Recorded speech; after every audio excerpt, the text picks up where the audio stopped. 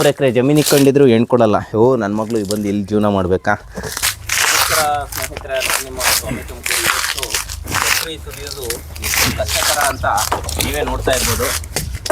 ಸುಮಾರು 60ರಿಂದ 70 ವರ್ಷದ ಇಬ್ಬರು ಅಣ್ಣ ತಮ್ಮಂದಿರು ವರ್ಷ ಪೂರ್ತಿ ಕೊಬ್ಬರಿನ ಸುಲಿತಾ ಇರ್ತಾರೆ. ಬಂದಂಥ ಗಡಿಗೆ ಟೈಮಲ್ಲಿ ಕೊಬ್ಬರಿಗಳನ್ನು ಸುಲಿತಾರೆ. ಒಂದು ದಿನಕ್ಕೆ ಎಷ್ಟು ಸುಲಿತೀರಣ್ಣ ನೀವು? ಒಂದು ದಿನ 1-2 ಸಾವಿರ ಸುಲಿತೀವಿ. ಒಂದು ದಿನಕ್ಕೆ 2,000. 10 ವರ್ಷದಿಗೆ ಬೆಳಗ್ಗೆನೇ ಅಷ್ಟು ಕೊಬ್ಬರಿಗಳನ್ನು ಸುಲಿಯೋದಕ್ಕೆ ಆರೆ ನೋಡಿರ್ಬೋದು ಎಷ್ಟು ಚೂಪಾಗಿ ಇದೆ ಅಂತ ಅಂದ್ಬಿಟ್ಟು ಎಷ್ಟು ರಭಸವಾಗಿ ಸುಲಿತಾರೆ. ಮಿಷಿನರಿಗಳು ಸಹ ಸುಲಿಯಲ್ಲ. ಈ ಮನುಷ್ಯರು ಮಿಷಿನ್ಗಳು ಎಷ್ಟು ಫಾಸ್ಟಾಗಿ ಸುಲಿತವೆ. ಒಂದು ಕೊಬ್ಬರಿನ 3 ಸಿಪ್ಪೆ ಇಲ್ಲ ತಪ್ಪಿರೆ 4 ಸಿಪ್ಪೆಗೆ ತೆಗಿತಾರೆ. ನೋಡಿ ಯಾವ ರೀತಿ ಸುಲಿದು ಮೊಟ್ಟೆನ ಗುಡ್ಡಾಕ್ತಾ ಇದ್ದಾರೆ. ಚುಪ್ಪಿಗೇನು ಬೆಲೆ ಇಲ್ಲ ಅಂತಲ್ಲ, ಚುಪ್ಪಿಗೂ ಸಹ ಚಿನ್ನದ ಬೆಲೆ ಐತೆ, ಮೊಟ್ಟೆಗೂ ಸಹ ಚಿನ್ನದ ಬೆಲೆನೇ, ಕಮ್ಮಿ ಏನಿಲ್ಲ. ಕೊಬ್ಬರಿ ಇವತ್ತು 38,000 ರೂಪಾಯಿ ಏನೋ ಬೆಲೆ ಹೆಚ್ಚಿಗೆ ಆಗಿರೋದ್ರಿಂದ ನಂದು ಒಂದು ಸ್ವಲ್ಪ ಇತ್ತು. ಹಾಗಾಗಿ ಕೊಬ್ಬರಿ ಸುಲಿಸೋದಕ್ಕೆ ನಾನು ನಮ್ಮೂರಿಗೆ ಬಂದಿದ್ದೀನಿ. ನೋಡ್ತಾ ಇರ್ಬೋದು, ಇವತ್ತು ಒಂದಿಬ್ಬರು ಬಂದಿದ್ದಾರೆ ನಮಗೆ ರೆಗ್ಯುಲರಾಗಿ ಕೊಬ್ಬರಿನ ಇವರೇ ಸುಲ್ಕೊಡೋದು. ನೋಡಿ, ಇವರೊಂದು 1,500 ಸುಲಿದಿದ್ದಾರೆ, ಇವರೊಂದು 1,500 ಸುಲಿದಿದ್ದಾರೆ ಆಲ್ರೆಡಿ. ನಿಮ್ಮ ಕಡೆನೂ ಇದೇ ರೀತಿ ಕೊಬ್ಬರಿ ಸುಲಿಯೋದಕ್ಕೆ ಬಳಸ್ತಾ ಇದ್ದೀರಾ? ಮಿಷಿನರಿಗಳು ಇಟ್ಕೊಂಡಿದ್ದೀರಾ? ಯಾವ ರೀತಿ ಕೊಬ್ಬರಿ ಸುಲಿಸ್ತೀರಾ ಅಂತ ಹಾಗೆ ಒಂದು ಕಮೆಂಟ್ ಮಾಡಿ. ನೋಡಿ, 3 ಸಿಪ್ಪೆಯಿಂದ 4 ಸಿಪ್ಪೆಗೆ ಏನು ಹರಿತವಾಗಿದೆ ಅಂತಂದರೆ ತುಂಬ ಪಾಯಿಂಟು ತುಂಬಾ ಶಾರ್ಪ್ನೆಸ್ ಆಗೈತೆ. ಅದೇನಾರು ಮಿಸ್ ಆದರೆ ಅವಘಡಗಳಾಗುವಂಥ ಸನ್ನಿವೇಶ ಇರುತ್ತೆ. ಆದರೂ ಸೇಫಾಗಿ ಕಾಲಿಗೆ ಅದನ್ನು ಮೀಟ್ಕೊಂಡು ಒಂದು ಗ್ರಿಪ್ಪಲ್ಲಿ ಈ ಕೊಬ್ಬರಿಗಳನ್ನು ಸುಲಿತಾರೆ. ಎಷ್ಟು ಅದ್ಭುತವಾಗಿ ಒಂದು ನ್ಯಾಕಲ್ಲಿ ಸುಲಿತಾರೆ ಅಂತಂದರೆ ಅಷ್ಟು ಅದ್ಭುತವಾಗಿ ಒಂದು ನ್ಯಾಕಲ್ಲಿ ಸುಲಿತಾರೆ. ಅವ್ರು ಎಷ್ಟುದ್ದ ಇದ್ದಾರೋ ಅಷ್ಟುದ್ದಕ್ಕೆ ಇರುವಂಥ ಆರೆನ ಮಾಡಿಸ್ಕೊಂಡಿರ್ತಾರೆ. ಇವರು ಉದ್ದವ್ರೆ, ಇವರ ಉದ್ದ ಐತೆ, ಇವ್ರು ತುಂಡ್ಗವ್ರೆ, ಇವ್ರು ತುಂಡ್ಗೈತೆ. ಎಷ್ಟು ರಭಸವಾಗಿ ಅಂತ ಅಂದರೆ ಅಷ್ಟು ರಭಸವಾಗಿ ಸುಲಿತಾರೆ. ನಿಮ್ಮ ಕಡೆನೂ ಇದೇ ರೀತಿನ ಕೊಬ್ಬರಿ ಸುಲಿಯೋದು ನೋಡಿ, ನೋಡೋದಕ್ಕೆ 2 ಕಣ್ಣು ಸಾಲದು.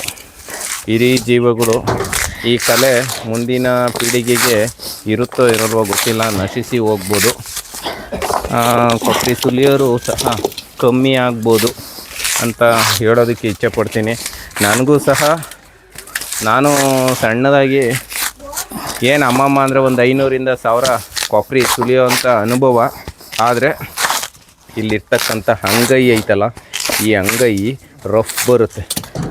ಇದು ಸುಲಿದು ಏನಾರ ರಫ್ ಆದಮೇಲೆ ಯಾರಿಗಾರು ಒಂದೇ ಒಂದು ಒದೆ ಕೊಟ್ಟರೆ ತಡ್ಕೊಳೋವಷ್ಟು ಶಕ್ತಿ ಇರೋಲ್ಲ, ಅಷ್ಟು ರಫ್ ಆಗಿಬಿಟ್ಟಿರುತ್ತೆ ಅಲ್ವಾ ಕಟ್ಟಯ್ಯ? ನಿಜನಾ? ನಿಜ.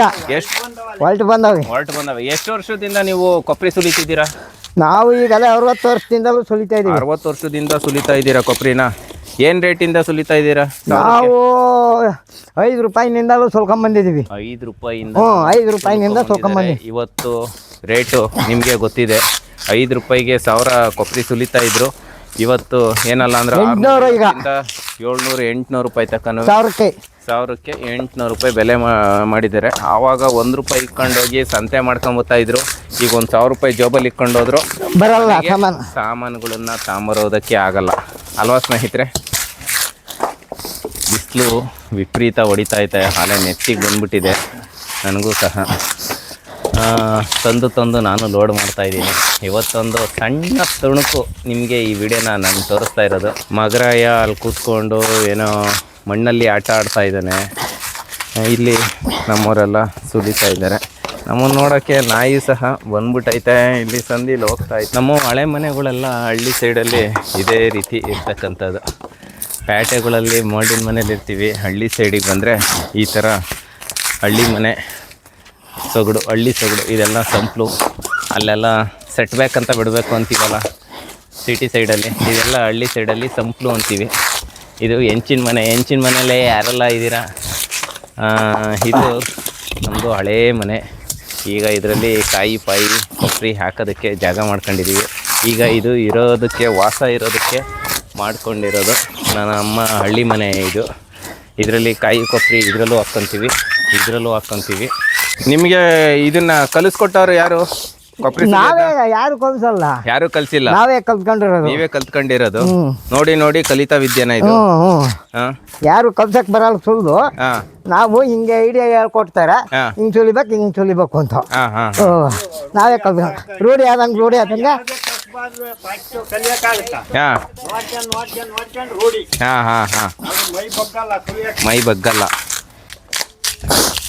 ನೋಡಿ ಸ್ನೇಹಿತರೆ, ನಾನು ಸಹ ನನಗೂ ನಮ್ಮಪ್ಪ ಕಲಿಸಿದ್ದು ಇದು ನೋಡ್ತಾ ನಾನು ಕಲಿಸಿದ್ದು ವಿದ್ಯೆ. ಇದನ್ನು ಸುಲ್ತಿದ್ದು ಕಲಿತಾ ನನಗೂ ವಿದ್ಯೆ ಆಗಿರೋದು. ಆದರೆ ನೀವು ಬಗ್ಬೇಕಾದ್ರೆ ಮಾತ್ರ ಈ ಗೂಟನ ಹಿಂಗೆ ಹಿಡ್ಕೊಂಡೆ ಎತ್ತಬೇಕು. ಯಾಕೆ ಗೊತ್ತಾ? ಅಲ್ಲೇ ಎತ್ಕೊಬೇಕು. ಯಾವತ್ತೂ ಆರೆ ಮೇಲೆ ಯಾವತ್ತೂ ಭಾರ ಬಿಡಬೇಡಿ ಅಂತ ಹೊಟ್ಟೆ ತಗ್ಲುತ್ತೆ. ಹಾಗಾಗಿ ಹಿರೀಕರು ಹೆಂಗೆ ಮಾಡ್ತಾರೆ ಅದನ್ನು ನೋಡಿ ಕಲ್ತ್ಕೊಂಡು ಸುಲಿಯೋ ಅಂಥದ್ದು. 1 ಗಂಟೆಗೆ ಏನಲ್ಲ ಅಂದರೂ ಸರಿಸುಮಾರು 500ರಿಂದ 1000ನ ಸುಲಿಯೋ ಅಂಥ ಕೆಪಾಸಿಟಿ ಇರ್ತಕ್ಕಂಥದ್ದು ಈ ಅನುಭವ ಉಳ್ಳವರಿಗೆ. ನನಗೂ ಏನು 1 ನಿಮಿಷಕ್ಕೆ 1-2-3 ಸುಲಿತೀನೇನೋ ಅಷ್ಟೇ. ಯಾಕೆಂದರೆ ರೂಢಿ ಇರಲ್ವಲ್ಲ.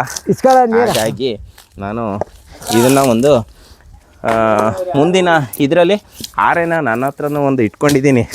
ಆದರೆ ಮನೆಗೆ ಕಾಯಿ ಪಾಯಿ ಸುಲಿಯೋದಕ್ಕೆ ಮಾತ್ರ. ನೋಡ್ತಾ ಇರ್ಬೋದು ನಮ್ಮ ರೈತರ ಮಕ್ಕಳಿಗೆ ಏನಾರ ಸರ್ಕಾರದಿಂದ ಇಷ್ಟಪಡ್ತೀನಿ. ಯಾಕೆ ಗೊತ್ತಾ?